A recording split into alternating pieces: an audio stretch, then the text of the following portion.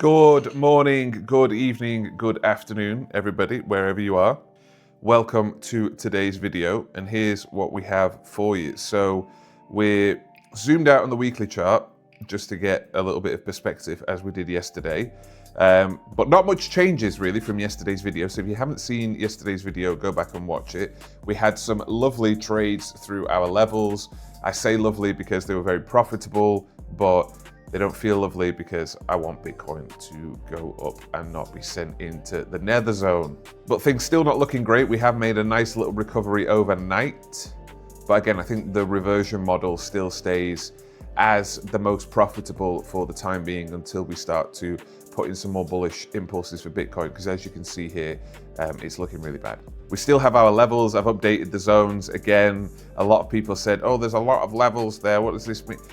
The levels are there for a reason. I don't sit and draw all these lines. It takes me ages, right? I don't sit and draw them for no reason. And I'm going to show you in a minute a little segment that I recorded about yesterday before I had to update the chart, because obviously I have to delete some zones.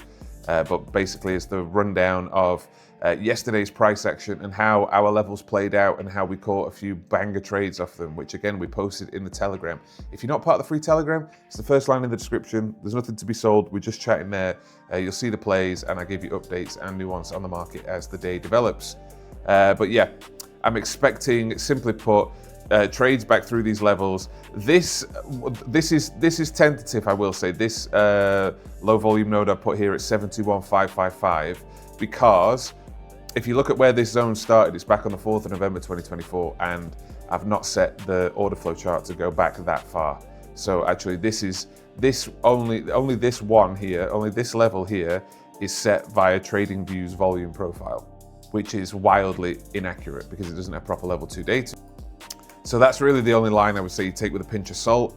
It's more than likely, if we do continue pumping downwards and continuing this nuke, that this is the elephant in the room right here. This is the 200-week moving average. Now, when I say NPC indicator, I don't mean to sound rude there, but this almost seems too free. To be honest though, I said this in a Telegram the other day, I thought the 74K trade was too obvious at that point.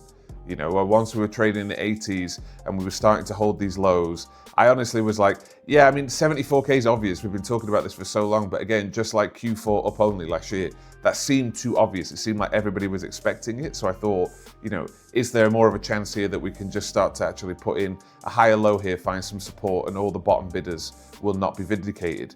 And it's the same now with this EMA, but everything that we thought didn't happen on the negative side is actually happening. So look, this is the key area. This is the thing you want to look at. Currently at 69,340, you can see it's the blue number here on the right. We want to see a bounce there. If we don't, the next bounce down will be 67,571. So especially if you're trading spot or you're extremely low leverage and using low amounts of margin on perps, some bids here and even here might be amazing to look to go long. Again though, I say spot and low leverage, low margin because you don't want to get wrecked being a bottom bidder. But again, if you are in those circumstances, it could be a really high EV play. What I will do here though is I've just zoomed in on the 4-hour chart just to make it a bit easier for you to see the levels. I want you to pause the video, make a note of these levels. And like I say, you'll get this little section now that I'll edit in after this with a bit more information on why we choose these levels. I know we go through this every day in the video and every day in the free Telegram, but I know there's always new viewers, there's always new people watching, there's always new people asking questions. And I mean, you can see from the patterns how well the levels work, but I'll give you a bit of a breakdown from specifically yesterday's trading session on the exact plays that we took off the analysis. So let's get into that now. So first thing I wanted to take a quick look at here is the price action from yesterday, because a lot of people, I know there's a lot of lines on the chart yesterday and a lot of people had questions and still do about kind of where you can look to enter and exit. Well, here's a zoomed in subsection on the 5-minute chart. Of course, you can see if I zoom out here, we've got way more of the lines, but let's look at the price action from yesterday. And there's some really good examples here. So we can see Tuesday starts around here. And as we can see, even if we go back to Monday here, where we first set this level above, we're hitting the edge So you need to look at these levels as there's even more levels than you think. Okay, you think, God, do we need any more levels, right? The red and green bands. So your red bands are sell side imbalances where we'll look for rejection. Green ones, buy side imbalances where we'll look for support. Now, you also have to look at the edge of the area as well.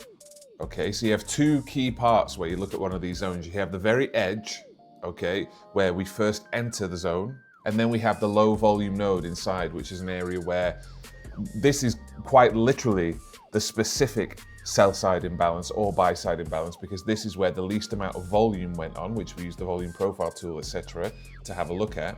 And that shows us the very specific imbalance zone, a level to a very specific number that's within the larger general buy side or sell side imbalance, because the buy side or sell side imbalance will come on the higher time frame. So an hour, a daily chart, a 4-hour chart, which I use, and of course a candle on a daily or 4-hour gap can be large, right? So how do we get more accurate within the area? We target the low volume nodes. However, you also have to pay attention to the lower band, of course, because this is where we first enter and people will start to front run this. As you can see here, we come back to test.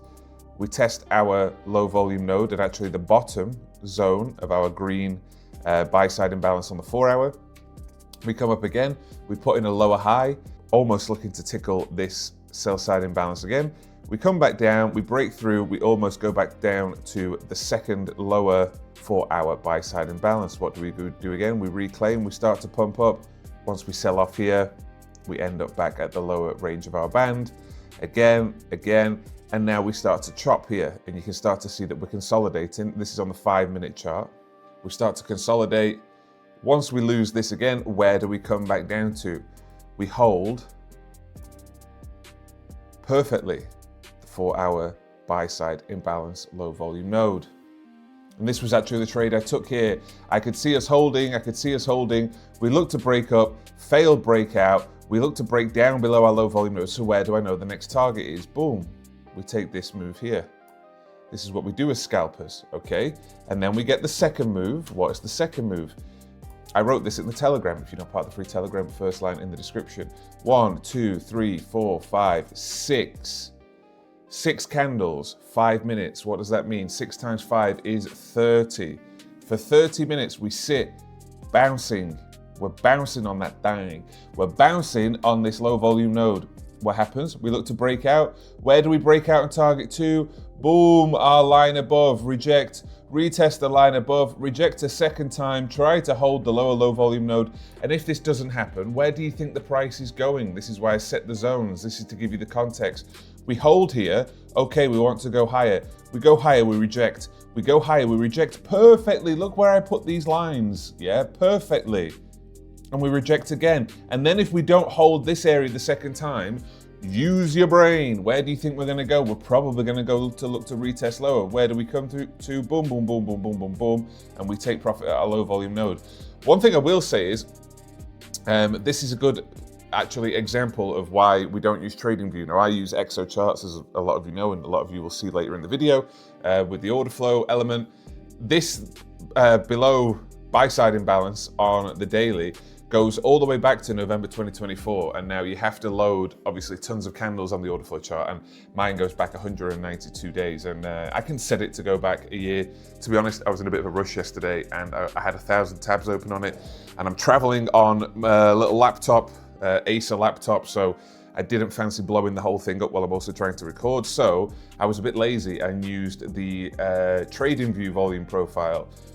This is where TradingView put the low volume node. Obviously, we're a little bit off, right? We're a little bit off here.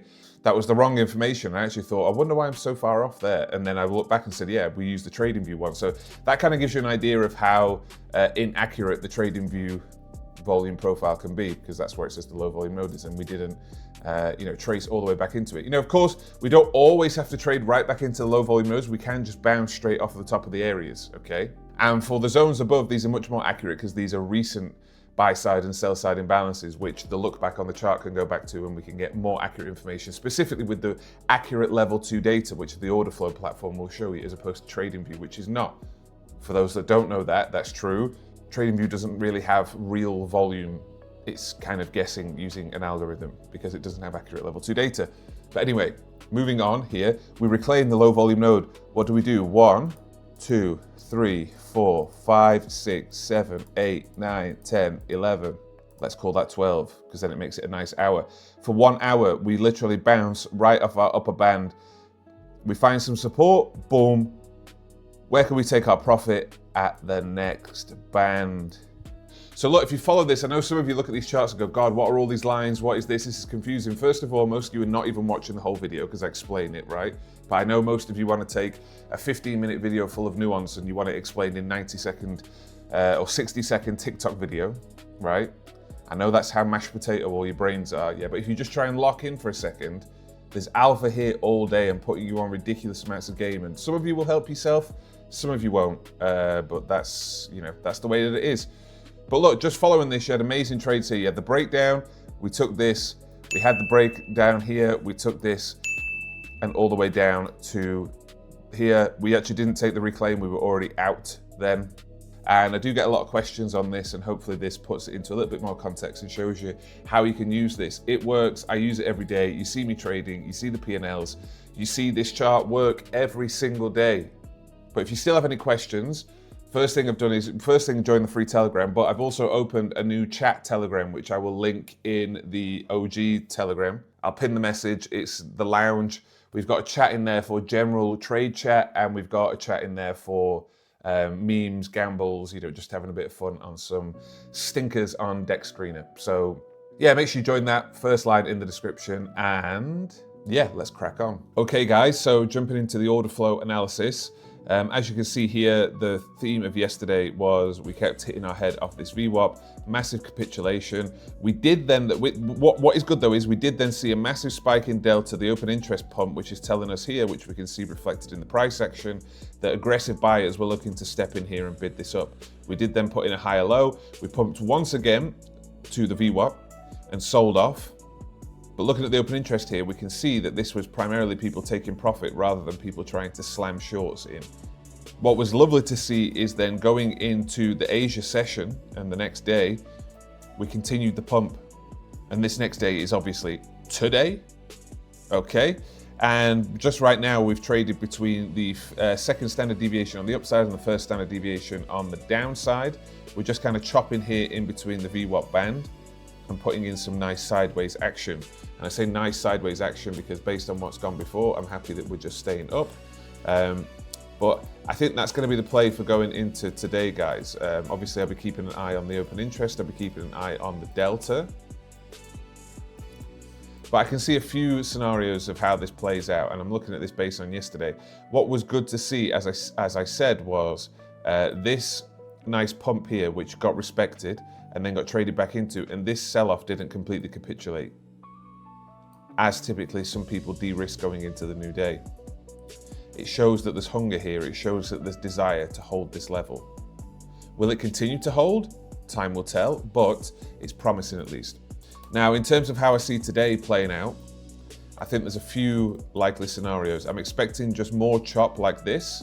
So a trade in between the current daily value area low and the daily value area high going into the New York Open. Of course, those value areas will change as the day progresses and the volume comes in. But I'm expecting just more of this sideways action and chop here, so there could be some nice scalps in between. However, there's 3 plays, well technically 4 plays, but I think the 4th play is extremely unlikely, but 3 main plays that I'd be looking for here. Realistically, what we'd want to see, if we do want to continue to the upside here and put in some sort of a recovery, is one more sweep lower. Now, not lower in terms of, you know, breaking a low, but sweep in some liquidity, get people think that we're fighting for this 69 EMA, get people to go short, squeeze those shorts, and then continue to the upside and put in a reversal. Where would I see that happening? So some sort of a chop here, and when the volume comes in, something like a trade back into this weekly value area low. This would put in a higher low for us here. We find some support and we go to the upside. Now, I think that's a bit too optimistic. So the second scenario is the same thing, just lower. So we do chop, chop, chop, chop, chop, maybe a little fake pump, and then we start to capitulate. We obviously will test this weekly value area low at first, but it doesn't hold, and then we come all the way back down, to this weekly low, we retest a double bottom and we see this same level of aggression here from the participants stepping in the market on the buy side. And we start to do that, squeeze all the people going short at the bottom and continue to the upside. And then we have our third scenario, which is pretty much the same, except we come and test here, the weekly value area low, doesn't hold, we retest the weekly low, we get a little bit of weak support, people realize there's not actually that much want and desire here to go higher, buyers are stepping out, and we do finally capitulate back to that 200-week EMA at 69K. I did say there was a fourth option, although it's a little bit troll because it means something like this. We chop, we do a little this, and we just continue to the upside. I think that's less likely. However, the good news is it's Wednesday. So Wednesday is typically the most bullish day in the week for Bitcoin, so it'd be lovely to see that. But yeah, you've got your scenarios there, which I think are the most likely. I'll be keeping an eye on the delta, the open interest, and the relationship, of course, between the buyers and the sellers, and seeing how one side is or is not getting rewarded for their efforts. Make sure you go back and look at the levels. Make sure you go and recap the part where I talked about how you trade in between the levels. And make sure you join the free Telegram. It's the first line in the description. It's the channel. And go check the pinned message and you'll see now that there's a lounge where there's a chat and we can chat about the trades as they go along in real time. There's two chats within there. So there's two tabs, whatever you call them now on Telegram. There's one which is the main chat for trades, perps, you know, all these kinds of futures trading ideas. And then I've also got a tab for memes and gambles where we have a bit of fun. So yeah, lock into that. Any questions, put them in there. And other than that, there's not much more to say other than good luck, have fun, and I'll see you in the books.